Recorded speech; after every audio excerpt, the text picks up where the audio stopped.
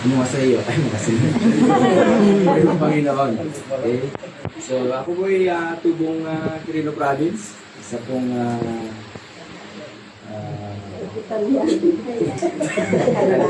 Italiano. Lang Quirino Province. Makita ay Hatulopano. Ayan. Ako po ay nagpapasalamat sa Panginoon sa gabi nito sa isang opportunity po na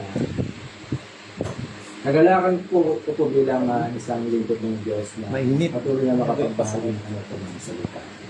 Okay, so ito po si Pastor Johnny, muli, yung po yung kapatid, Kuya John. Ako na po isang nalatid na po mag-senior.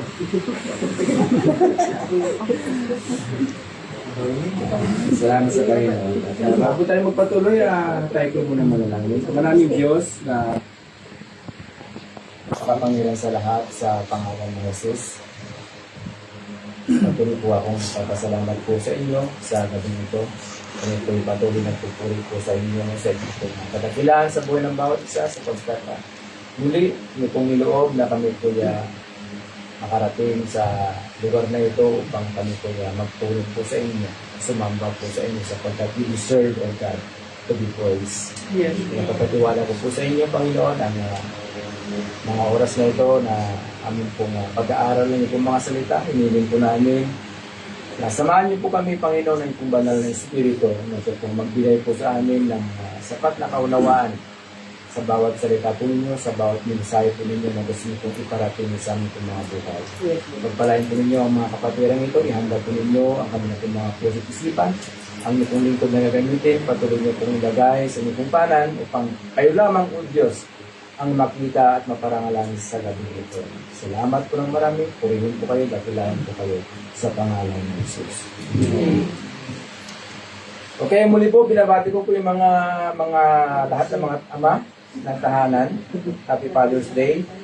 At kayo na pong umaga ay ang ating pong mahal na pastora ay nagsalita patungkol po sa mga ama.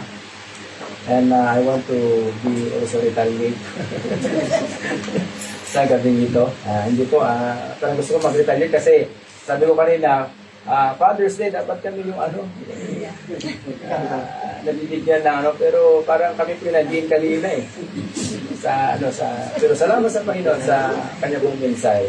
Hindi po ako magre-revenge sa gabi nito. Okay? So, salamat sa Panginoon at katulad po ng ating pong nabasa kanina, binasa natin pong kapatid sa Numbers chapter 21 verses 4 to 9. Gusto ko pong ulitin po.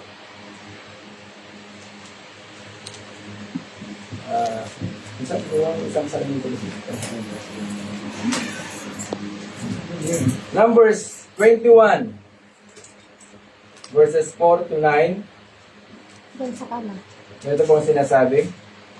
Mula sa bundok ng Hur, nagpatuloy ang mga Israelita patungong dagat ng Pula.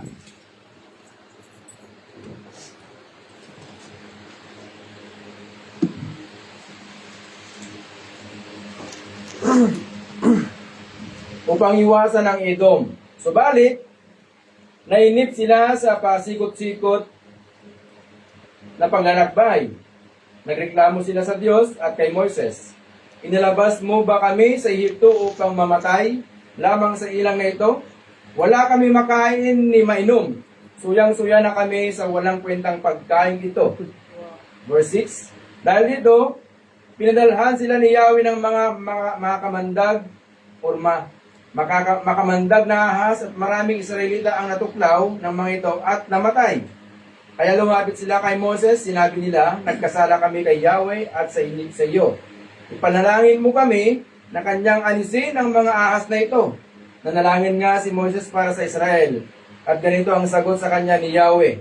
Gumawa ka ng isang ahas na tanso, ilagay mo iyon sa dulo ng isang mahabang kahoy. Sinumang matuklaw ng ahas at tumingin doon ay hindi mamamatay. Ganun nga ang ginawa ni Moises. Kaya lahat ng natuklaw ng ahas ay tumitingin sa ahas at tanso at hindi nga namamatay. Purihin po ang Diyos sa kanya pong mga salita na nabasa sa gabing ito.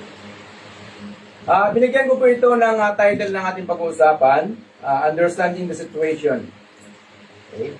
Or alamin, or sikapin nating alamin yung pong mga bagay-bagay sa ating pong mga situations sa buhay. Okay? Kung atin pong titingnan po, ito po yung pong pagkakataon na yung pong mga Israelites, they are going about to enter to the promised land. Okay, at sa kanila pong paglalakbay ay may mga bagay na gustong ituro ng Panginoon sa kanila. At maging po sa atin, marami pong mga bagay na itinuturo ng Diyos sa buhay po natin kapag tayo po ay naglalakbay or still sa ating pong mga buhay ngayon bilang isang manampalataya ay ongoing yung ating pong journey. Amen po ba? Amen. Hindi pa po tapos ang ating pong buhay isang Kristiyano. At ito po ay patuloy pa rin na tayo po naglalakbay sa ating pong mga buhay bilang isang mananampalataya. Kung ating pong titignan sa verse 4,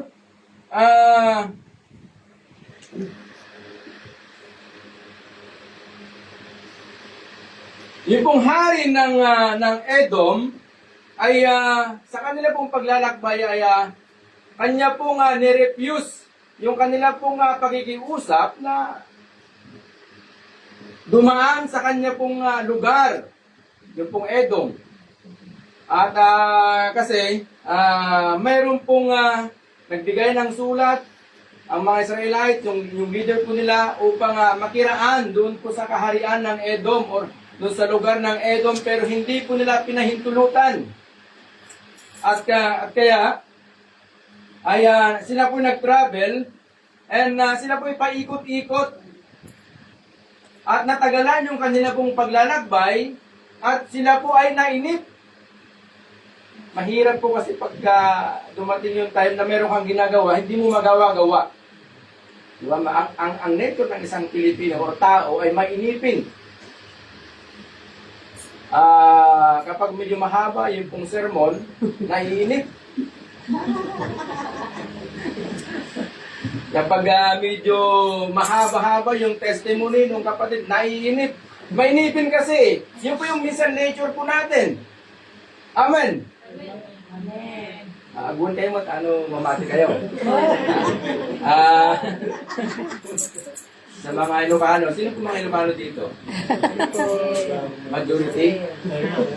Parang gusto kong parang gusto kong i-request na magkaroon ka ng service for the Ilocanos. Okay? So, ito po yung pong naging dahilan upang ma-delay yung kanila pong paglalakbay patungo doon sa pinangako ng Diyos sa kanilang pupuntahan. At nagkaroon yung bang nagkaroon sila ng impatient, nagkaroon sila ng nainip po sila. At nagalit po sila.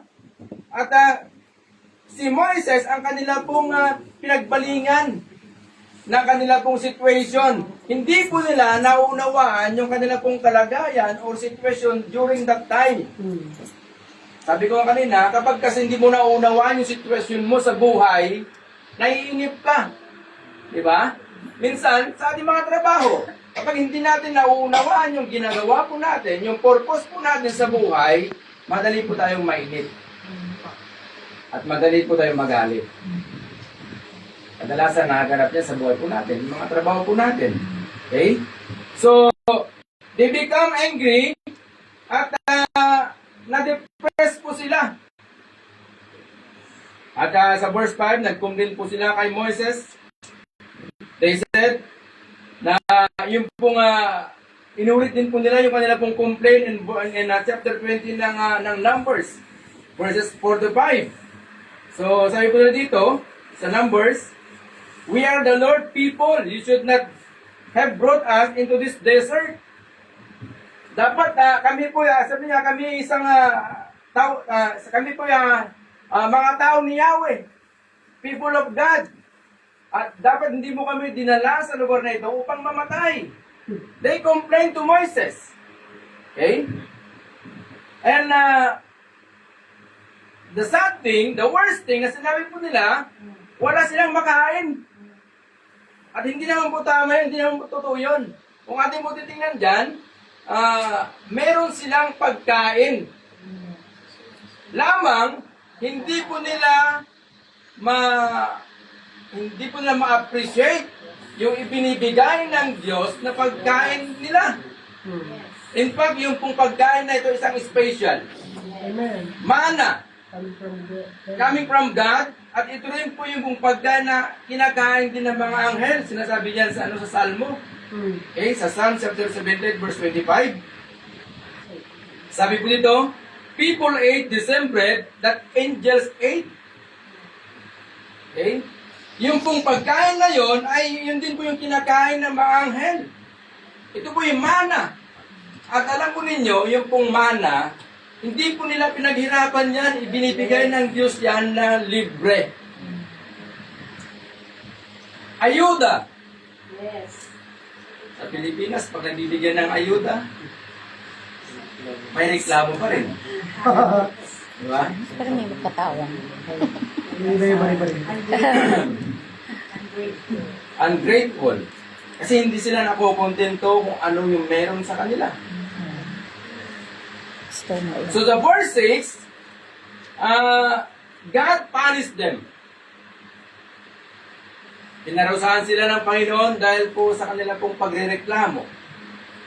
Alam po rin nyo, kapag tayo po ay reklamador, inilalapit natin yung buhay natin sa kamatayan. Kapag tayo ay reklamador, inilalayo natin yung buhay natin sa karamihan. Okay? Nilalapit mo yung buhay mo dun sa 6 feet below the ground. Kasi pagka nagreklamo ka, madali kang ma-depress. Madali kang kapitan ng anxiety. Yung napag-aralan natin kagabi, anxiety. Diba? Kasi ba yun natin kagabi? Yan.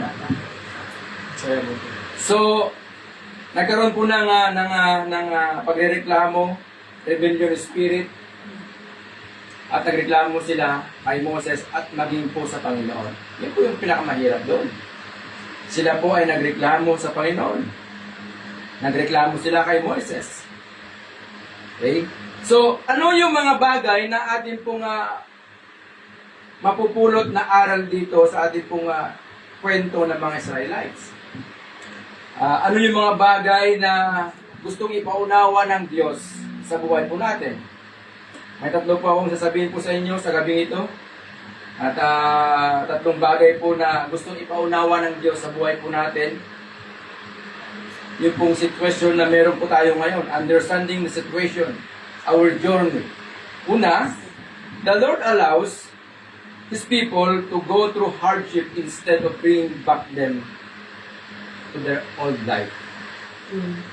Ang Panginoon po ay Kanya pong pinapahintulutan na dumaan ang Kanya pong mga tao sa kahirapan minsan sa buhay po natin. Pinapahintulutan ng Diyos na minsan dadaan po tayo sa mga situation na ayaw po natin. Okay? Instead, na ibalik po ang Diyos, ibalik ng Panginoon ang mga Israelites doon sa Egypt. Kasi ang alam po nila, ang Egypt ay sagana, na kahit naghihirap po sila, ang pagkakaalam po nila ay kompleto. Pero yung pong plano ng Panginoon sa kanila ay dalhin ang mga Israelite doon sa pinangako ng Diyos sa kanila. At sa kanila pong paglalakbay, ang disyerto po kasi ay isang lugar na talagang napakaluwang, walang mga punong kahoy. Sino ba yung nakarating ng Middle East? Parang dagat lang. Parang ano lang, bulubunduking mga buhangin. Galing po ako doon. At kapag kami po ay nasa disyerto, kasi kami po isang maintenance ng oil refinery. Kapag kami po nakakita ng punong kahoy, natutuwa kami. Gusto naming lapitan kasi naamis kami sa mayroong punong kahoy na nabubuhay sa gitna ng disyerto. At alam niyo, pag nalapitan mo, hindi normal na kahoy. Punong-puno ng tinik. At naalala ko yung buhay po ni Zacchaeus. Siya po umakyat ng isang sycamore tree. Pero hindi tayo po doon. At natutuwa kami, pagka nakakita kami, photo kami doon, picture. Kasi punong kahoy, sa gitna ng disyerto. Diba? At para kaming mga inosenteng tao na doon na kami nakakita ng punong kahoy samantalang sa Pilipinas. Ang daming mga punong kahoy sa bahay nga na, puro mga punong kahoy. So ang Panginoon po ay pinapahintulutan niya na dumaan ang kanya pong mga tao minsan sa kahirapan. At upang sa ganon, they need to battle, they need to face battle in their lives. Okay? Kailangan na sila po ay maranasan na makipagdigma. Kailangan ng isang Kristiyano at mananampalataya, maranasan din po natin makipagdigma sa mga bagay-bagay sa buhay po natin. Kapag kasi wala tayong mga problemang kinakaharap, pag easy life lang po tayo, hindi po natin maunawaan, hindi po natin na masasabi na ang Panginoon ay napakabuti sa buhay po natin. Kasi wala po tayong pwedeng ipagmalaki, ipagmayabang na napagtagumpayan ko to sa bagay na ito. Kasi ang Diyos ko ang tumulong sa akin. What if wala kang napagdaanan? Ano yung pwede mong ipagyabang, ipag-testify na ang Diyos ay mabuti sa buhay mo? Okay? So sa mga Israelite, minsan ang Panginoon, He allows hardship sa buhay po natin. At dapat hindi po tayo magreklamo, bagkus magpasalamat po tayo sa mga bagay na yon kasi doon po tayo lumalago, tumatatag sa ating pong panampalataya. So they need to face battles sa kanya pong paglalakbay patungo sa promised line. Upang sa ganon, that we might see His protection. Kapag tayo ay dumadaan sa hardship, sa battle of life, doon po natin makikita yung pong protection ng Panginoon sa buhay po natin. Amen. That we might to see His provision. Kasi hindi po natin mararanasan yung pong grace ng Panginoon kung sagana po tayo. Amen? Amen. Kaya nga po meron pong ayuda eh. Kasi walang-wala tayo. Ako po nagpapasalamat sa Panginoon. Nung ako po ay nagpastor sa Pilipinas, kasi ang pong income lamang po ng aking pong may bahay ay isang tricycle. At mahirap yung pong maging tricycle po eh. Maganda lang pagdating sa mga chismisan ng tricycle boy. Alam lahat. Okay? Alam lahat. So, dito po, inaalaw ng Diyos na tayo po minsan dumaan sa mga pagsubok, sa mga trial sa buhay upang makita po natin yung kung kanya pong protection. Inaalaw ng Diyos na ang kanya pong mga tao ay mawalan upang makita po natin na yung kanya pong provision sa buhay po natin. Okay? At maamis ka na lang, masusurprise ka na lang yung pong darating ng mga pagpapala ng Diyos. Alam po ninyo, nung kami po, kung aking pong may bahay, alam po yung NFP sa atin, na bigas. Iba ngayon, yung NFP na binibenta ngayon ng gobyerno, ibang-iba noon. Alam po ninyo yung lumang-lumang bigas na pag kahit na ugasan mo ng ilang beses, may amoy pa rin. Okay? At ang ginagawa po namin ng aking pong partner, yung aking pong asawa, upang makamenos po kami, bibili kami ng kalahating NFA, pipila po kami. Kasi may mga tawag doon, may mga bilihan ng mga mas mura. At bibili kami na medyo maganda, paghahaluin namin. Pero mangibabaw pa rin yung amoy. At kapag wala kang ulam na masarap, hindi ka ganong makakakain. Yung aso nga namin, ayaw din niya minsan eh. Pero, alam po ninyo, napakabuti ang Panginoon. Minsan may darating sa bahay, naka-tricycle, magbibigay ng bigas. God will allow trials, hardship sa buhay po natin, that we might see His provision sa buhay po natin. Amen. At dapat huwag po din magreklamo. Hindi katulad ng mga ito na they are complain. Okay? Pangalawa, okay, binibigyan ng Panginoon ng kalayaan ng kanyang mga tao, ngunit panagutin sila sa bawat masamang salita na kanilang binibitawan. Ano po yung pong ating pong ano dito? They complain against Moses. Okay? They even challenge God.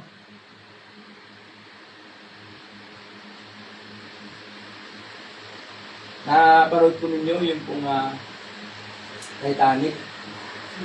Sabi nila, hindi daw lulubog yun. Not even God can sink this ship, sabi nila. Pero nangyari, lumubog. They challenge God. Okay?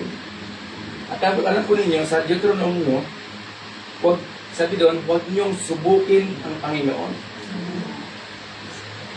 God will accept our challenge. Pero magkakaroon po tayo ng problema sa buhay.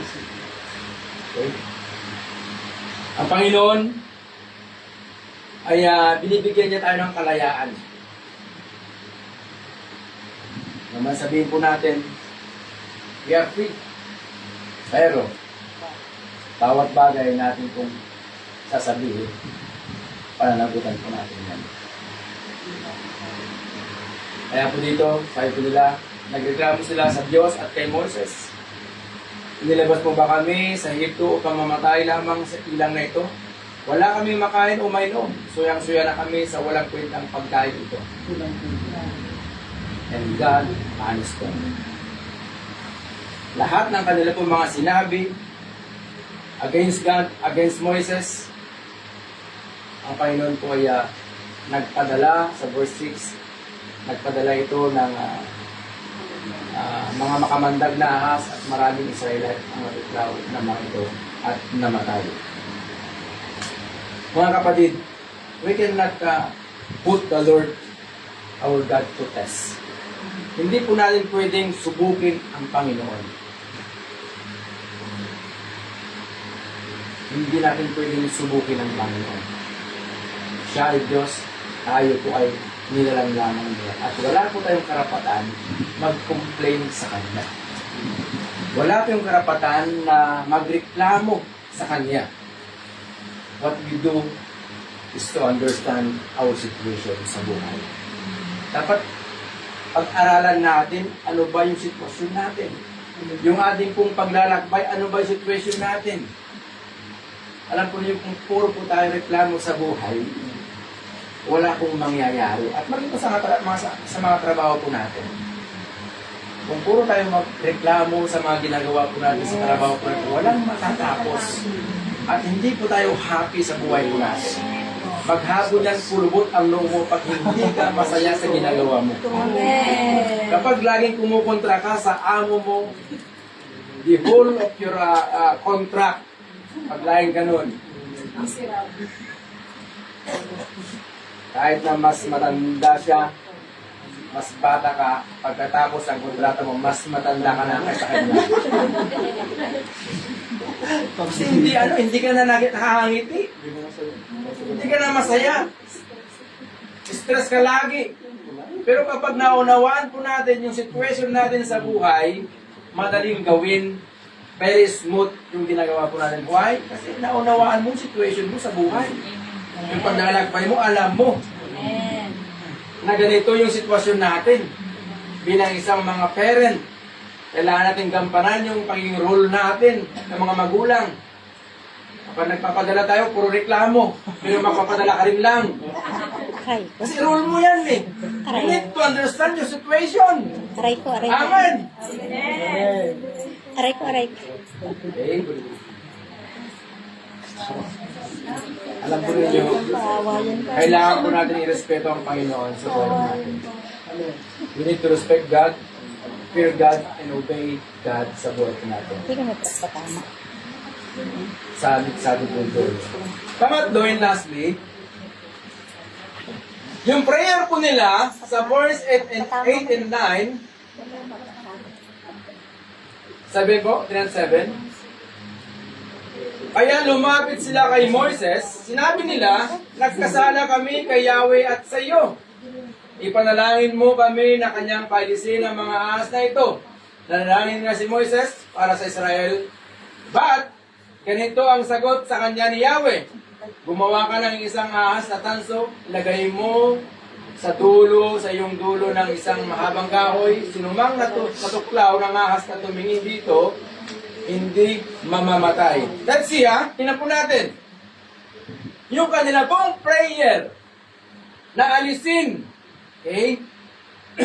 Alisin yung pong mga kamandag na ahas na yun upang sila po ay hindi mamatay. Ano po ang tinugon ng Panginoon? Hindi po niya inalis yung pong mga kamandag na ahas. Bagkus, God provide. Nag-provide ng Panginoon ng solusyon upang sila po ay hindi mamatay sa mga makamandag na ahas.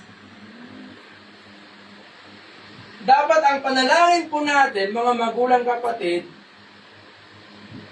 kapag tayo ay dumaraan sa mga pagsubok, ang hingin po natin is strength to overcome those trials. Hindi po niloob ng Diyos, snake are still there. Okay? Kasi kasalukuyan po sila sa kanilang paglalakbay. Trials and hardship in life will still be in our church. Okay? Because we are in our journey. Hindi po mawawala yung mga pagsubok sa buhay po natin, mga kapatid. Hindi po mawawala yung mga obstacle na yan sa buhay po natin. Bagkus, the Lord will provide solution sa mga problema po natin. Hindi po niya tatanggalin yan. Bakit ba nung si Daniel ba ay inuhulog doon sa, tinanggal ba ang Panginoon? Tinanggal ba ng Diyos yung leyon? Andun yung layon. Yung pong horno na pinaghulugan ng mga tatlong magkakaibigan, natanggal ba yung init? Andun yung init. Pero, gumawa ng Diyos ng solusyon para hindi po sila masaktan. Gumawa ng Panginoon para mapagtagumpayan nila yung mga pagsubok na yon, mga kapatid. Kung inakala po natin na tatanggalin ng Diyos mga pagsubok natin sa buhay, hindi po niya gagawin yon. Ang gagawin niya, bibigyan tayo ng lakas, ng talento upang mapagtagumpayan po natin ang mga obstacle na yan sa buhay po natin. Ang tao kasi, gusto niya ang easy life. Kunting problema lang, Lord, tanggalin mo nga yan. Tanggalin mo yung mga problema na yan. No. Hindi po tatanggalin ng Panginoon yan. Ang gagawin ng Diyos, palalakasin niya tayo. Bibigyan niya tayo ng kalakasan upang ating pong mapagtagumpayan mga problema. Understanding our situation sa ating pong paglalakbay. Amen. At ano po ginawa po nila? Gumawa si Moises ng tansong ahas. At sino man, sabi po doon, na matuklaw at tumingin sa tansong ahas na ito ay hindi mamamatay. Kapag tayo po, mga kapatid, ay meron po mga pagsubok sa buhay, huwag nating tingnan yung pagsubok na yung bagkus. Tingnan natin yung Diyos natin kung pinagiling po. Amen. We need to focus our eyes unto the Lord, the perfecter and finisher of our faith. Hebrews chapter 12, verse 2. Okay? Minsan, kapag tayo po may problema, focus tayo sa problema. Diba? Minsan, tumatakbo agad yung kaisipan natin.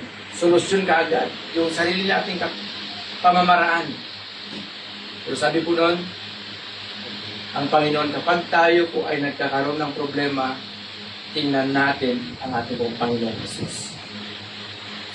Okay? We need to focus our faith. We need to focus our lives sa Panginoon. Hindi po sa mga problema. At kapag tayo po ay na-focus, yung kasi yung bitag ng kaaway.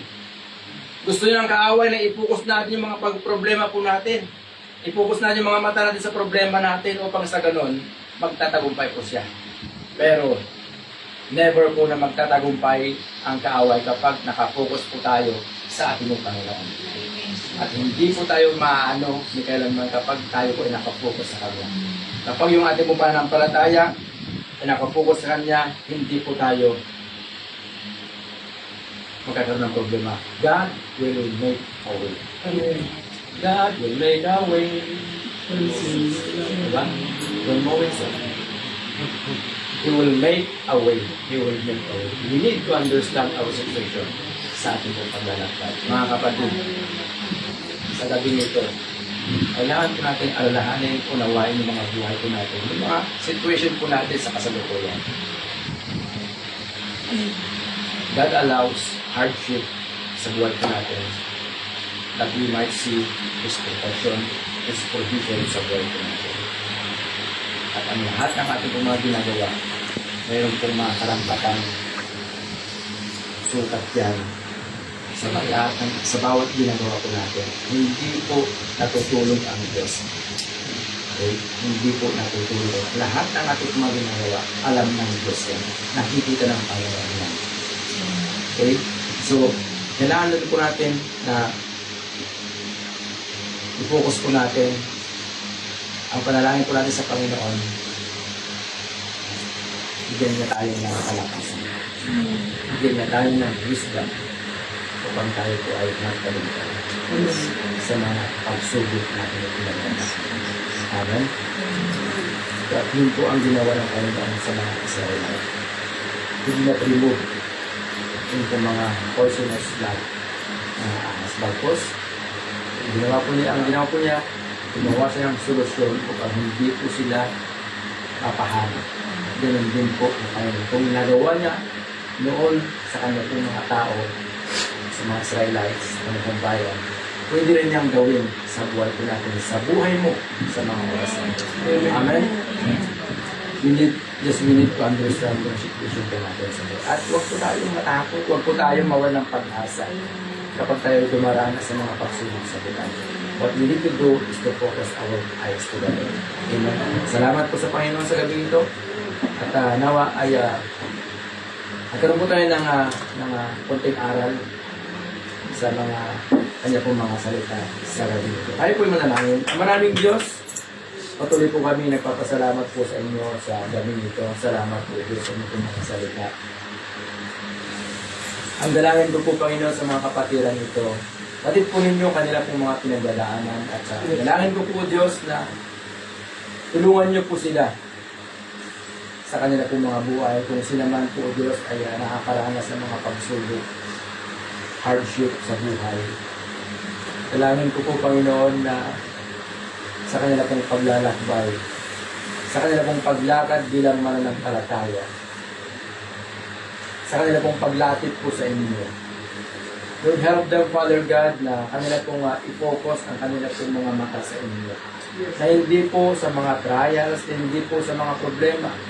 I pray, Father God, that you are going to give them strength, power, upang kanila pong mapagtagumpayan ang mga pagsubok sa buhay. Katulad po, Diyos, yung pong ginawa po ninyo sa inyong pong mga tao, sa inyong pong mga sa inyong bayan, Panginoon, na sila po ay nasa journey patungo sa promised land na ibibigay niyo po sa kanila. Dalangin po rin, Panginoon, na kung nagawa po ninyo sa kanila, I believe, we believe, Father God, na kaya niyo rin pong gawin sa aming pong mga buhay, sa mga oras na. Pagpalain po ninyo, mga kapatid na ito, sa kanila pong paglakad, sa aming pong paglakad, Panginoon, sa aming pong paglalakbay. Kailangan po namin, O Diyos, ang iyong pong mga banal na Espiritu. Kailangan po namin, O Diyos, ang iyong pong tulong at gabay. Upang kami po ay patuloy na magiging matagumpay bilang inyong mga anak. Salamat po.